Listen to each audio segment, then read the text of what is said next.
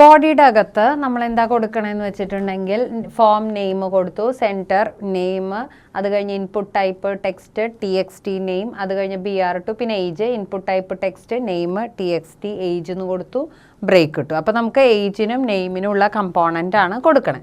ഇനി input type equal to button, value equal to save, ബട്ടൻ്റെ പേര് സേവ് എന്നാണ് കൊടുത്തത്.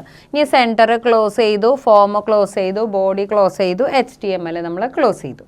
അപ്പോൾ ഇവിടെ നമുക്ക് ശ്രദ്ധിക്കാനുള്ള കാര്യം എന്താ വെച്ചാൽ നമ്മൾ നെയിം എൻറ്റർ ചെയ്യുന്നുണ്ട് ആദ്യത്തെ ഫീൽഡിൽ. അപ്പോൾ നമ്മൾ അവിടെ എന്താ ചെയ്യണേ, നമ്മൾ ആദ്യം ടെസ്റ്റ് ചെയ്യുന്നത് നെയിം ഫീൽഡിൽ എന്തെങ്കിലും നമ്മൾ എൻട്രി ചെയ്തിട്ടുണ്ടോ എന്നാണ്.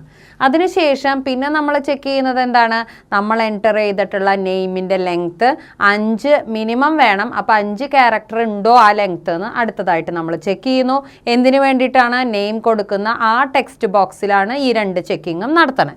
അത് കഴിഞ്ഞ് ഏജിലേക്ക് നമ്മൾ കടക്കുകയാണ്. ഏജിലേക്ക് കടക്കുമ്പോൾ എന്താണ് ചെക്ക് ചെയ്യേണ്ടത്, നമുക്ക് ഏജ് എന്നുള്ള ബോക്സിൽ നമ്മൾ എന്തെങ്കിലും എൻട്രി ചെയ്തിട്ടുണ്ടോ, അതിനുശേഷം നമ്മൾ എൻട്രി ചെയ്തിട്ടുണ്ടെങ്കിൽ തന്നെ അതൊരു നമ്പറാണോ അല്ലയോ എന്ന് ചെക്ക് ചെയ്യണു.